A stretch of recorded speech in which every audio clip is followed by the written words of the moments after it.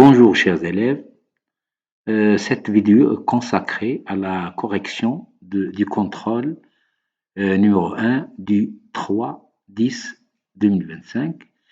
Il y a trois versions, version A, version B et version B et C, mais ces trois versions sont équivalentes, tout à fait équivalentes du côté connaissance et du côté difficulté, donc il n'y a pas de problème pour les élèves. Très bien. Alors, donc j'ai choisi ici l'une des versions. J'ai choisi la version C. De toute façon, c'est la même chose. Alors, l'exercice 1, dans la première question, on vous demande de montrer que les propositions A et B sont vraies.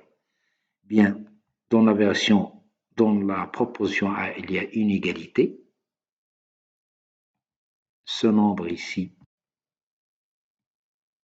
doit être égal à celui-là. Donc, il suffit de faire le calcul. Bon, je prends cette racine et je vais simplifier. Racine de 4, c'est 2. Racine de 49, c'est 7. C'est 7. Ça donne racine de 6 plus 14. Racine de 20, ça donne 2 racines de 5. C'est exactement ce qu'on a ici. Donc, la proposition A est vraie. Pour la proposition B, vous avez une comparaison entre deux nombres. Alors, ici, il faut remarquer que ces deux nombres sont positifs. Et puisqu'ils contiennent des racines, il vaut mieux comparer leur carré. Bien, donc on prend le carré du premier nombre qui est là et on trouve 20 plus 20 racine de 15 plus 75, ce qui donne 95 plus ce nombre. Et bien sûr, tout ce nombre est plus grand que 95 qui est là, parce qu'on a 95 plus un nombre positif, donc c'est plus grand. Et donc, on revient au nombre de départ. Donc, on peut dire que ce nombre est plus grand que celui-là. Voilà, donc la proposition B est vraie. Et dans la deuxième question, on vous demande de démontrer que les propositions C et D sont fausses. Ici, vous avez une égalité, donc on va faire le calcul. Mais un calcul qui est un peu astucieux. Il faut remarquer ici que ce nombre s'écrit 1800 plus 18. Vous avez 18, 18. Et ici 58, 58.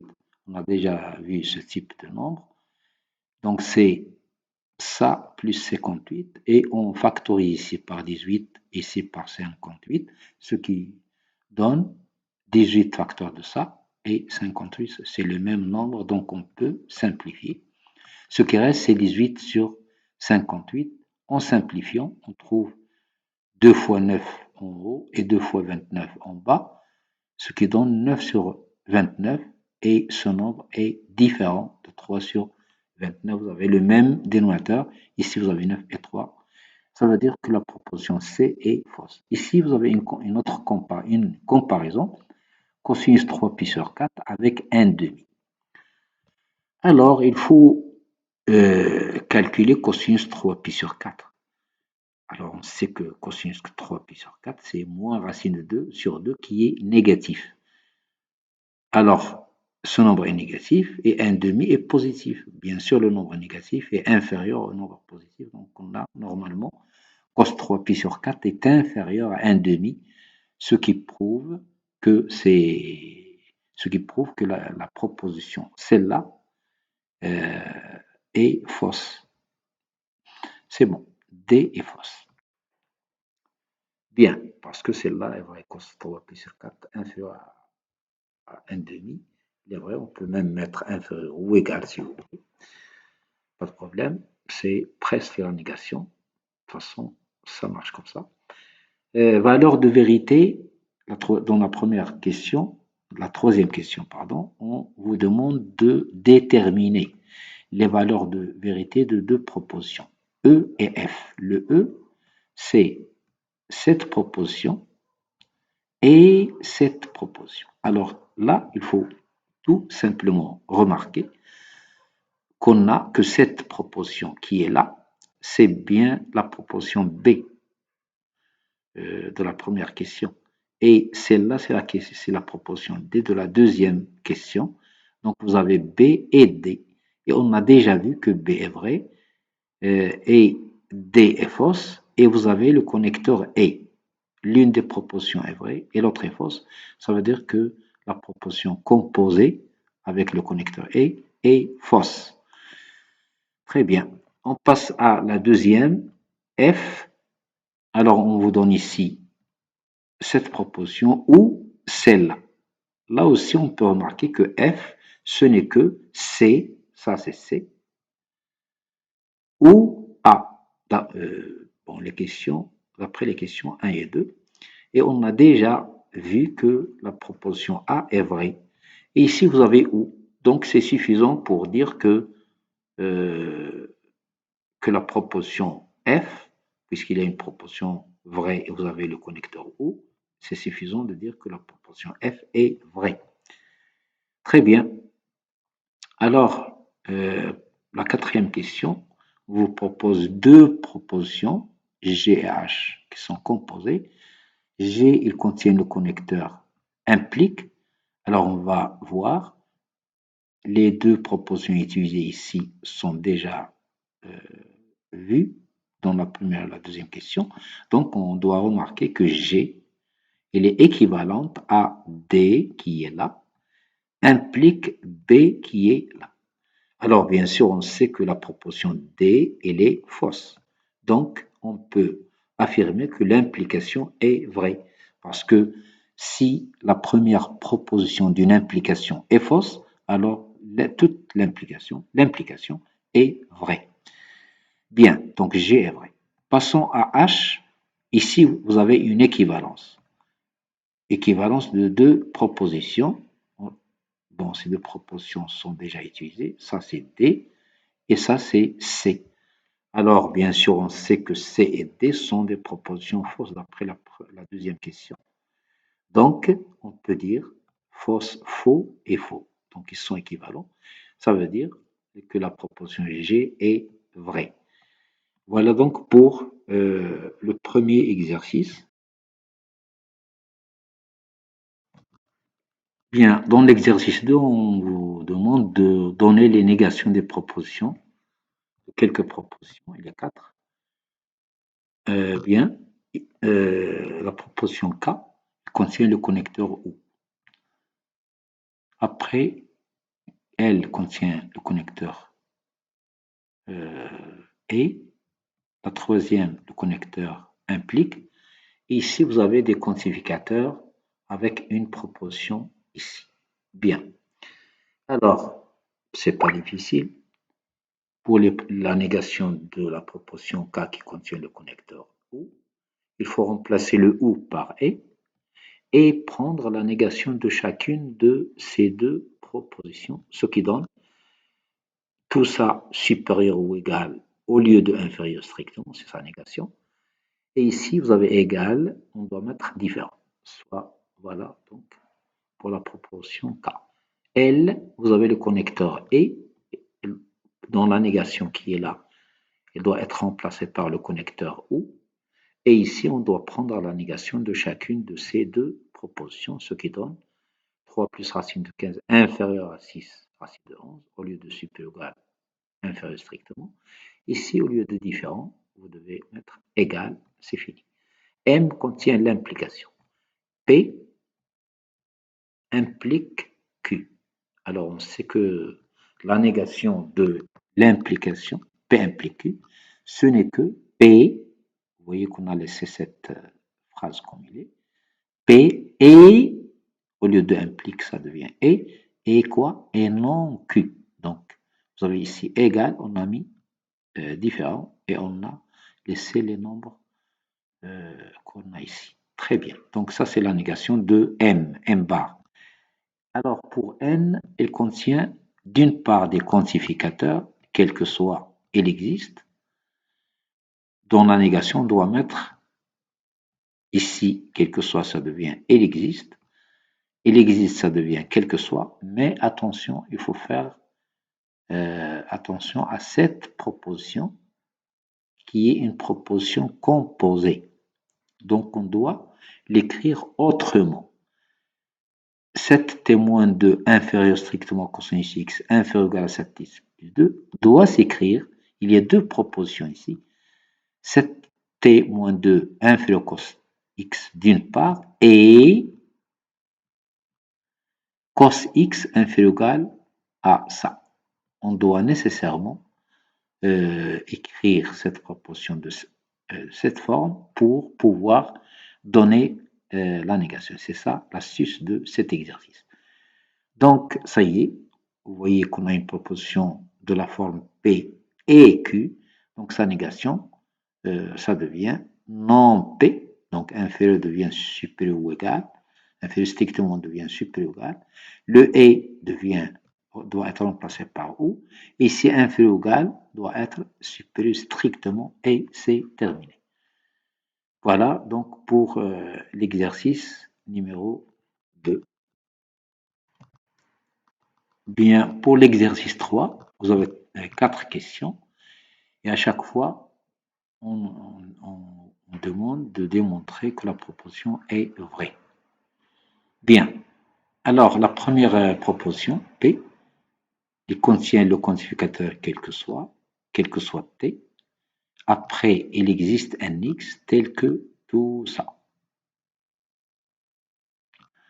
Alors, on peut lire cette proposition autrement. On doit démontrer que pour n'importe quel nombre réel T, il y a un nombre, on peut trouver un nombre X qui vérifie ça avec le T.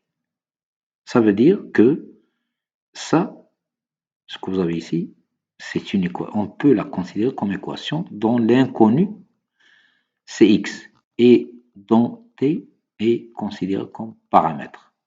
Donc, et c'est une équation de second degré. Donc, voilà. On prend un T quelconque, parce qu'on a au départ quel que soit T, et puis on va considérer l'équation de second degré qui est là.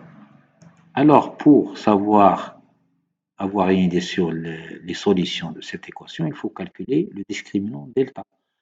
Alors, le delta donne tout ça au carré, b carré, moins 4ac, ce qui donne à la fin delta égale à tout ça, c'est un carré plus 24, et on voit que ce nombre est strictement positif. Ça veut dire que cette équation admet deux solutions. Alors, pour nous, on doit démontrer ou bien savoir s'il y a au moins une solution. Il admet deux solutions, donc c'est fini. Ça veut dire qu'il admet au moins une solution. Et donc, on peut dire que pour tout T appartenant à R, il existe au moins un réel qui vérifie cette égalité ou bien cette équation. Donc, c'est fini. La proposition P est vraie. Pour la deuxième proposition, vous avez le contraire. Ici, on a commencé par quel que soit et après il existe. Ici, vous avez il existe et après quel que soit. Il existe et après quel que soit. Alors, là, nous sommes obligés de trouver une valeur de t telle que si on choisit n'importe quel x, alors cette égalité doit être vraie. Bien sûr, ici, au départ, on voit qu'on a une expression un peu compliquée, mais il faut remarquer des choses. Ici, vous avez le 9x carré.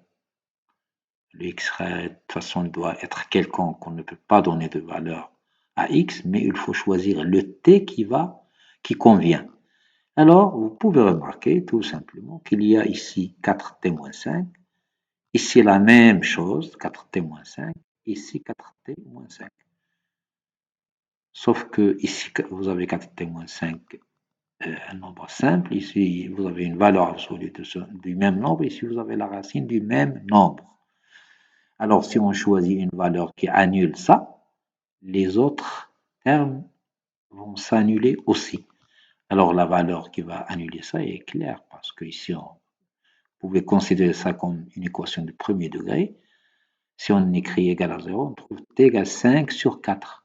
Donc, le nombre 5 sur 4, c'est un nombre qui va annuler ça, ça et ça pour toute valeur de x. Vous voyez que le x n'intervient pas. si on prend t égale 5 quarts, quelle que soit la valeur de x, le premier terme qui est là devient, si on prend t égale à 4, à 5 quarts, on va trouver ici 5 moins 5, ce nombre devient 5. 5 moins 5 fois x carré, c'est 0. Ici, 13 fois 4, etc. Ça devient 5, ici 5 moins 5 aussi. Et le dernier terme, la même chose, 8, c'est 8, racine de 5 moins 5, c'est 0. Donc tous les trois termes sont nuls, ça veut dire que toute cette expression est nulle lorsqu'on prend t égale à 5 quarts et le x est tout à fait quelconque, donc c'est fini, la proposition Q est vraie. Passons à la question 3. Ici, vous avez une implication et vous avez des quantificateurs. Alors, normalement, on doit démontrer que pour toute valeur x appartenant à cet intervalle et pour toute valeur de y, ça implique ça. P implique Q. C'est-à-dire, si je choisis x quelconque ici, y quelconque ici dans R, je fais le départ de cette expression et je dois arriver à celle-là. Donc, la rédaction, maintenant, on doit écrire soit x appartenant à cet intervalle et soit y appartenant à R, ils sont quelconques. Mais il y a après une implication. Donc, en prenant ces deux nombres, on doit supposer que cette proposition est vraie. On va utiliser une démonstration directe de l'implication. On doit partir de cette expression, cette proposition, et on doit arriver à cette proposition. Voilà. Donc, on va supposer que ceci est vrai. Et bien sûr, on a intérêt à calculer le y parce que à la fin, on doit encadrer ou bien montrer que valeur absolue de y est inférieure à ça. Donc, il faut chercher le y à partir de là. Donc, le y, ce n'est que 3 moins 6x sur 11. Bien. Alors, on doit l'encadrer. On va, d'après ce qu'on a ici, le x, le y dépend de x. Et le x, il appartient à cet intervalle. Ça veut dire que x est compris entre 1 sixième et 5 sixièmes. Alors, il faut encadrer cette expression. Bien sûr, on va multiplier par moins 6. Attention, il faut déplacer les nombres. Le moins 5 devient ici et le moins 1 devient ici parce que vous avez multiplié par 6. Ça va se simplifier. Et on doit ajouter le 3 aux trois membres de la double inégalité. On va trouver ceci. On multiplie après par 1 sur 11. Et le 1 sur 11 est positif, donc on ne va pas changer la place des nombres. Et on va trouver moins 2 sur 11 inférieur à ça, inférieur à 2 sur 11. Mais ce nombre, c'est y. Donc on a trouvé que y est situé entre moins 2 sur 11 et 2 sur 11. Alors on sait que dans ce cas, on peut dire que valeur absolue qui se trouve entre 2 sur 11 et son opposé, ça veut dire que la valeur absolue de y est inférieure ou égale à 2 sur 11. Ça veut dire que la proposition R est vraie. Voilà donc pour cette question. Alors on passe à la dernière question maintenant. Il y a aussi des quantificateurs, quel que soit x, quel que soit y, et une implication. Alors c'est le même principe. On doit prendre deux éléments quelconques de R et on va partir de cette expression. Mais ici vous avez ça et ça. Donc on va supposer qu'on a ça et ça. D'où x moins 1 septième, valeur absolue inférieure à 1 tiers, ça donne x moins 1 septième est compris entre moins 1 tiers et 1 tiers. Et celle-là, ça donne y moins 3 septièmes compris entre moins 1 tiers et 1 tiers. Alors, on peut, à partir de là, encadrer x et encadrer y. Bien, pour encadrer x ici, il faut ajouter aux trois membres de l'égalité le nombre 1 septième Et ici, il faut ajouter 3 septièmes et on trouve ça et ça. Alors après, n'oublie pas l'expression qu'on veut trouver. Notre but, c'est d'arriver à ça. X plus Y moins 4 septièmes. Donc, on peut, à partir de l'encadrement de X et de Y, ici, on peut encadrer X plus Y. Voilà. On fait la somme membre à membre. À membre, on trouve moins 2 sur 21, inférieur à 27 sur 21. Alors, si on ajoute de chaque côté moins 4 septièmes, on va trouver que ce nombre, ici, se trouve entre ces deux nombres. On fait la somme. Bien sûr, il faut rendre au même dénominateur. Et on va trouver à la fin que c'est moins 14 sur 21 et 14 sur 21.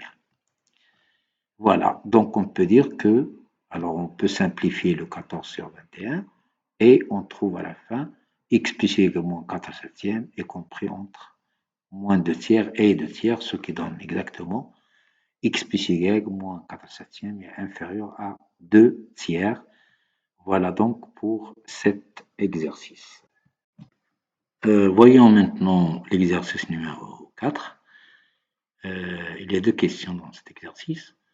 Ici, on demande de démontrer par contre-exemple que cette proposition est fausse. Bien sûr, ce type de démonstration est convenable pour ce type de proposition. Il contient quel que soit x appartenant à un ensemble, et ici p de x. Si on veut démontrer que cette proposition est fausse, il suffit de trouver un contre-exemple. Alors pour le contre-exemple, ce n'est pas toujours simple, il faut chercher, il faut essayer. Par exemple, si on essaye par 0, je prends x égale 0, je vais voir est-ce que ça marche. Est-ce que pour 0, cette égalité ici n'est pas vraie? Bien, pour 0, je trouve ici cos 0 c'est 1. Sinus de moins pi c'est aussi sinus pi, ça donne 0 ici. Ici c'est 1. Et ici, cos pi. Alors cos pi c'est moins 1. Avec le moins, ça devient plus, donc c'est plus 4. Donc vous avez 1 moins 0 plus 4, ça donne 5. Ah, ça ne marche plus. Parce que ce n'est pas un contre-exemple. Ça, c'est un exemple, mais l'exemple, on ne peut pas l'utiliser parce que si je dis que ça marche, ça marche. Parce que ici, la proposition dit que cette égalité est vraie, quel que soit x. Mais, bien sûr, on va démontrer que ce n'est pas vrai. Pour 0, je ne peux pas considérer, ou bien si je prends 0, ce n'est pas un contre-exemple. Je change. Je vais essayer avec pi. Alors, avec pi, cos de pi, c'est cos 2. Cos 2x, ça devient cos de pi, c'est 1. Ça, c'est pi moins pi, c'est 0. Donc, 3 sin 0, c'est 0. Et donc, ici, on a trouvé 1. Ici, tout ça, c'est 0. Et ici, moins 4 cos x plus pi, ça devient, pour cette expression, ça devient 4 cos p plus pi de pi. C'est 1. 4 fois 1. Donc, ça donne 1. Mais vous avez un moins avant. Donc, ici, 1, moins 0, moins 4, ça donne moins 3. Alors là, c'est bien. Parce que moins 3 n'est pas 5, n'est pas égal à 5, c'est différent. Donc ça, c'est x égale à pi. C'est un contre-exemple qui montre que la proposition U est fausse. Passons à la question 2. Ici, on vous demande de montrer à l'aide de la contraposée que cette proposition est vraie. Bien, le x, on doit prendre un x quelconque, mais différent de 2, parce qu'ici vous avez une fraction, et le 2 annule le dénominateur, donc on ne peut pas le prendre. On doit démontrer, quel que soit x, ça implique ça. Alors vous voyez que vous avez ici différents c'est un peu compliqué, il vaut mieux utiliser une égalité au lieu du symbole différent. Et là, on peut utiliser la contraposée. P implique Q, sa contraposée, ce n'est que non Q implique non P. Il faut les inverser. Donc, on va changer cette expression par sa contraposée parce qu'on sait que qu'une implication, elle est équivalente à sa contraposée. Alors, donc la contraposée, c'est ça. Donc, on va démontrer tout simplement que cette proposition est vraie. Alors là, on va utiliser une méthode directe. À partir de là, on va essayer d'arriver à l'autre côté. Voilà. Donc, je prends un x différent de 2 et je suppose que j'ai ça. 4x moins 7 sur x moins 2 égale 14. Bon, un calcul simple. Ça veut dire que 14 fois ça est égal à ça. Et ça donne 10x égale à 21. À la fin, je trouve x égale 21 sur 10. Et c'est exactement ce qu'on veut. Voilà. Donc, je peux dire que la proposition Q est vraie. Voilà donc pour cet exercice. Bien, dans l'exercice 5, on a un exercice dans lequel on demande de montrer par récurrence que le nombre AN, comme on a noté AN pour simplifier, qui est divisible par 9. Bien sûr, on a deux étapes. La vérification, pour n égale le premier nombre, c'est 0. Donc, on va calculer A0 pour voir A0. C'est 10 puissance 0 plus 17, ça donne 18. Et 18, c'est 9 fois 2. Donc, c'est un multiple de 9. Donc, la proportion est vraie pour 0. Hérédité, on va supposer que cette égalité est vraie, c'est-à-dire que la proportion est vraie pour n. Ça veut dire quoi, la proportion vraie pour n? Ça veut dire que le nombre AN qui est là est un multiple de 9, ou bien que 9 divise ce nombre. Bien, on peut exploiter ça dès le début. Dire que AN égale 9K, ça veut dire que ça égale 9K. Ça veut dire que 10 puissance n, je peux le calculer à partir de la supposition, 10 puissance n égale 9K moins 17. Je vais garder ça parce que je vais l'utiliser après dans l'expression de AN plus 1. Donc voilà, on a supposé que la proposition est vraie pour n, on a écrit ça et on a trouvé, ou bien à partir de là, on a trouvé une égalité qu'on va utiliser après. Alors passons maintenant à AN plus 1. Il faut montrer que AN plus 1 est divisible par 9. Donc je calcule AN plus 1. Alors le AN plus 1, je vais le calculer en regardant ici. On va remplacer n par n plus 1 tout simplement. Donc j'ai écrit AN plus 1 est égal à 10 puissance n plus 1. J'ai écrit plus 1 en rouge, plus 17. Vous allez maintenant comparer les deux expressions. Ici, vous avez plus 17, le voilà. Mais ici, vous avez 10 puissance n. Ici, vous avez 10 puissance n plus 1. Donc, je vais essayer de mettre en évidence ici la même chose que j'ai là, 10 puissance n. Alors, donc, je dois isoler ça. 10 puissance n plus 1, ce n'est que 10 puissance n fois 10 puissance 1 qui est 10. Donc voilà, on a maintenant 10 puissance n. Mais n'oubliez pas qu'à partir de la supposition, on a déjà écrit 10 puissance n est égal à ça. Donc je peux remplacer ici 10 puissance n par sa valeur. Je remplace. Donc j'ai écrit d'après l'hypothèse de récurrence, on a ça, c'est déjà dit. D'où, donc, AN plus 1 devient, qui est égal déjà à ça, devient comment? 10 fois, et je remplace ça par 9K moins 17, et je continue le calcul. Donc je trouve 9 fois 10K, je dois garder ce 9 parce que je cherche le 9. Je dois démontrer que l'expression de n plus 1 est divisible par 9, donc je dois garder ça. C'est inutile de calculer 9 fois 10. Ça va compliquer le problème. Donc, je dois laisser le 9 ici. Et je vais chercher un autre 9 ici, dans cette différence. Je calcule cette différence, je trouve que c'est moins 153. Donc ici, vous avez un 9, il faut chercher le 9 ici. Alors, si je divise 153 par 9, alors 15 par 9, ça donne 1. Ici, c'est 6, donc 63, ça donne ici 7. Donc c'est 17. Ça veut dire que le nombre que vous avez ici, 153, ce n'est que 9 fois 17. Et maintenant, j'ai la possibilité de factoriser par le 9. Et ça donne 9 fois ça. Ça c'est 4' parce que c'est un entier relatif. Et c'est terminé. On a réussi à démontrer que n plus 1 est égal à 9. 4', ça veut dire que le nombre n plus 1 est divisible par 9. Donc la proportion est vraie pour n plus 1.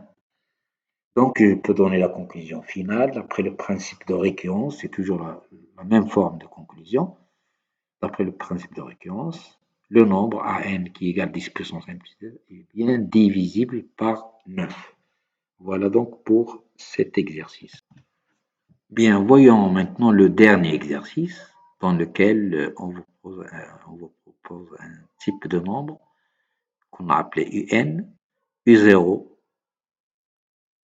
est donné, il est égal à 11. Et on a ici une relation entre un terme un et le terme qui vient après, entre un et un plus 1. Alors on va voir dans le cours des suites que cette relation s'appelle relation de récurrence. Bien, alors il faut montrer que un qui vérifie tout ça, on va démontrer qu'il est égal à ça par récurrence. Alors toujours la même chose. Pour la suite, ça, le un, c'est une suite, on l'appelle comme ça. Alors, la vérification. Le 0, il est donné, il est égal à 11. Mais ce 11 peut s'écrire sous cette forme. Bon, je peux partir de là, je reviens marche arrière, je prends 0, 15 fois 0 plus 11, ici 0 plus 1, ça donne 11 et 1. Vous voyez que de ce côté, je trouve 11 sur 1, et de l'autre côté, c'est 11 sur 1, donc on a l'égalité. Donc la proposition est vraie pour n. Supposons maintenant, pour un entier donné, que un est égal à ça, c'est-à-dire la proposition est vraie pour n. Et montrons qu'il est vrai pour n plus 1, c'est-à-dire un plus 1 doit être égal à cette expression, mais en remplaçant n par n plus 1. Si je remplace n, ce n, par n plus 1, je vais obtenir 15n fois 15 fois 1 plus 11. Ça va donner 15n plus 26. Et en bas, lorsque je remplace n par n plus 1, ça donne 3 facteur de n plus 1 et à l'extérieur plus 1, ce qui donne 3n, voilà 3n, 3 fois 1 c'est 3, plus 1 c'est 4. Donc je dois démontrer ça. Bien, alors la supposition elle est là, l'hypothèse de récurrence. Je vais calculer un plus 1. Alors le un plus 1 il est déjà donné ici sous cette forme en fonction de un. Alors bien sûr je peux remplacer, j'ai le droit de remplacer un par cette valeur, c'est l'hypothèse de récurrence. Voilà. On va remplacer, on va trouver ça. un plus 1, elle est égale à ça, mais je remplace un par sa valeur, et ça donne 7 fois un, et un c'est ça, moins 25, le voilà, et en bas, un qui est égal à ça, si j'ai remplacé, moins 3. Alors là, il suffit de faire le calcul et ne pas faire de faute. Il faut faire attention, surtout pour les mois, etc. Donc ici, vous avez 7, je multiplie 7 par le numérateur. Et je trouve ça. 105n moins plus 77. Attention, moins 25 doit être multiplié par 3n. Vous avez un moins. Donc c'est moins 15, moins 3 fois 25, c'est moins 75. N et moins 1 fois 25, ça donne moins 25. En bas, la même chose, 15n plus 11, ça. Et je rends au même dénominateur et je trouve moins 3n, moins 9n, moins 3. Bien sûr, je peux simplifier par ce dénominateur, il est le même. Et je simplifie les calculs, je trouve ça. Alors, il faut remarquer qu'on peut factoriser par 2 en haut et en bas, et on simplifie. Et vous voyez qu'on trouve exactement ça, euh, ce qu'on veut démontrer, c'est exactement ça.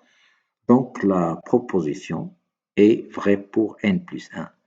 Alors là, je peux donner la conclusion. D'après le principe de récurrence, pour tout n, on a eu n égale ceci. Voilà donc pour la correction de ce contrôle. Je vous remercie pour votre attention et à une prochaine vidéo.